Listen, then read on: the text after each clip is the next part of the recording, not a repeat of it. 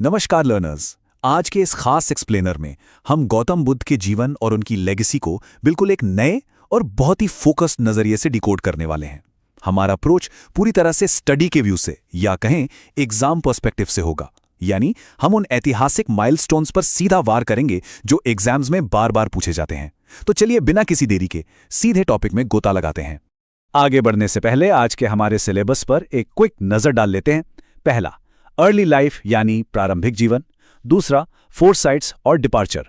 तीसरा, तपस्या और एनलाइटनमेंट। चौथा, प्रथम उपदेश और उनकी शिक्षाएं। और आखिर में महापरिनिर्वाण। एग्जाम्स के लिए ये एक बहुत ही high yield chronological road map है। इसे अपने दिमाग में अच्छे से सेट कर लीजिए। 0 वर्ष, लुम्बिनी में जन्म। 29 साल की उम्र में गृह त्याग। 35 की उम्र में ज्ञान प्राप्ति और फिर सीधा 80 साल की आयु में महापरिनिर्वाण। ये टाइमलाइन बेसिक्स को जोड़ने में बहुत काम आने वाली है। तो चलिए शुरू करते हैं सेक्शन 1, सिद्धार्थ का अर्ली लाइफ यानी प्रारंभिक जीवन। सबसे पहले फैक्ट्स की बात करें तो इनका जन्म लगभग 563 ईसा पूर्व लुम्बिनी में हुआ था, जो आज नेपाल में है। एग्जाम्स के लिए लुम्बिनी हमारा पहला मेजर जियोग्राफिकल एंकर है, इसे मार्क कर लीजिए। बचपन का नाम सिद्धार्थ गौतम था। पिता थे राजा शुद्धोधन, जो शाक्य कुल के थे। ये शाक्य कुल वाला डिटेल अक्सर एमसीक्यूज में फंसाता है। माता का नाम माया देवी था, लेकिन उनके निधन के बाद पालन पोषण उनकी मौसी महाप्रजापति गौतमी ने किया। स्टडी के व्यू से ये सारे नाम एकदम फिंगर टिप्स पर होने चाहिए। अब दिलचस्प बात यह है कि बचपन से ही सिद्धार्थ बहुत शांत स्वभाव के थे। उनके पिता चाहते थे कि वो एक चक्रवर्ती सम्राट बने, इसलिए उन्हें हर छोटे बड़े दुख दर्द से बिल्कुल दूर रखा गया। मतलब एकदम एक्सट्रीम शाही विलासिता वाली लाइफ। उनका विवाह यशोधरा से हुआ और एक बेटा भी हुआ जिसका नाम था राहुल। कुल मिलाकर एक एकदम परफेक्ट और प्रोटेक्टेड जीवन। अब बढ़ते हैं सेक्शन 2 की तरफ, फोरसाइट्स और महाभिनिष्क्रमण। एक दिन जब सिद्धार्थ अपने रथ पर बाहर निकले तो उनके इस प्रोटेक्टेड बबल को 4 दृश्यों ने पूरी तरह से फोड़ दिया। इन 4 दृश्यों का सीक्वेंस याद रखना बहुत क्रूशियल है। पहला, एक बूढ़ा इंसान। दूसरा, एक बीमार व्यक्ति। तीसरा, एक मृत शरीर। और चौथा, एक बिल्कुल शांत सन्यासी। इन दृश्यों ने उन्हें पहली बार ये कड़वी सच्चाई दिखाई कि दुख, बीमारी और मौत, इनसे कोई भी इंसान बच नहीं सकता। अब यहां एक बहुत ही इंपॉर्टेंट टर्म आता है, महाभिनिष्क्रमण। स्टडी के व्यू से ये शब्द बिल्कुल रट लीजिए। जब सिद्धार्थ ने सत्य की खोज में सिर्फ 29 साल की उम्र में रात के अंधेरे में अपना राजपाट छोड़ दिया, तो इतिहास में इस ऐतिहासिक गृह त्याग को महाभिनिष्क्रमण कहा गया है। परीक्षा में ये डायरेक्ट क्वेश्चन बनता है, इसलिए इस टर्म को बिल्कुल भूलना नहीं है। चलिए जंप करते हैं सेक्शन 3 पर, तपस्या और ज्ञान प्राप्ति यानी एनलाइटनमेंट। महल छोड़ने के बाद सिद्धार्थ ने शुरू में एक्सट्रीम लेवल की कठोर तपस्या की, अपने शरीर को भयंकर कष्ट दिए। लेकिन क्या उन्हें सच्चा ज्ञान मिला? बिल्कुल नहीं।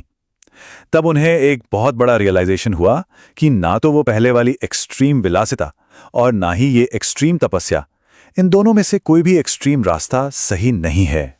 और इसी रियलाइजेशन से जन्म हुआ उनके सबसे बड़े दार्शनिक ब्रेक थ्रू का, द मिडिल पाथ यानी मध्यम मार्ग। ये बौद्ध दर्शन का एकदम मेन पिलर है। ना बहुत ज्यादा भोग विलास और ना ही बहुत ज्यादा शरीर को कष्ट देना। बिल्कुल सही बैलेंस बनाना ही सबसे सही रास्ता है।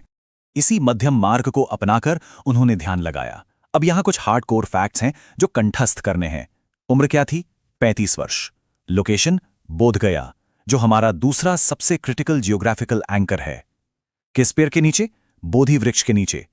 कई दिनों की गहरी साधना के बाद जब उन्हें ज्ञान मिला, तभी से वो दुनिया के लिए बुद्ध कहलाए। बुद्ध, जिसका शाब्दिक अर्थ ही है जागृत व्यक्ति या दी अवेकन्ड वन। इसके साथ ही हम आते हैं सेक्शन 4 पर, धर्मचक्र प्रवर्तन और उनकी शिक्षाएं। ज्ञान मिलने के बाद बुद्ध ने अपना सबसे पहला उपदेश सारनाथ में दिया था। अब यहां फिर से एक भारी भरकम और बहुत जरूरी एकेडमिक टर्म आता है, धर्मचक्र प्रवर्तन। जब भी धर्मचक्र प्रवर्तन पढ़ें तो दिमाग में तुरंत सारनाथ और पहला उपदेश क्लिक होना चाहिए। ये कनेक्शन एग्जाम्स के लिए क्रिस्टल क्लियर होना चाहिए। अगले लगभग 45 सालों तक बुद्ध ने लगातार शिक्षाएं दी। उनके सिलेबस में मेन टॉपिक्स क्या थे? उन्होंने 4 आर्य सत्य और अष्टांग मार्ग का उपदेश दिया। और हां, स्टडी पर्सपेक्टिव से यह नोट करना जरूरी है कि उन्होंने उस दौर की कुरीतियों जैसे जाति-पाति, हिंसा और हर तरह के अंधविश्वास का एकदम खुलकर विरोध किया था। अगर उनकी पूरी फिलॉसफी का हम एकदम क्रक्स निकालें तो ये 4 कोर प्रिंसिपल्स सामने आते हैं। पहला अहिंसा, दूसरा करुणा, तीसरा सत्य और चौथा जो हमने अभी डिस्कस किया मध्यम मार्ग। मेंस के आंसर्स लिखते वक्त ये 4 पॉइंट्स की सिंपल सी लिस्ट बहुत काम आएगी। अब हम पहुंच गए हैं हमारे आखिरी पड़ाव सेक्शन 5 पर, महापरिनिर्वाण और बुद्ध का संदेश। यह है हमारा चौथा और आखिरी मेजर जियोग्राफिकल एंकर, कुशीनगर।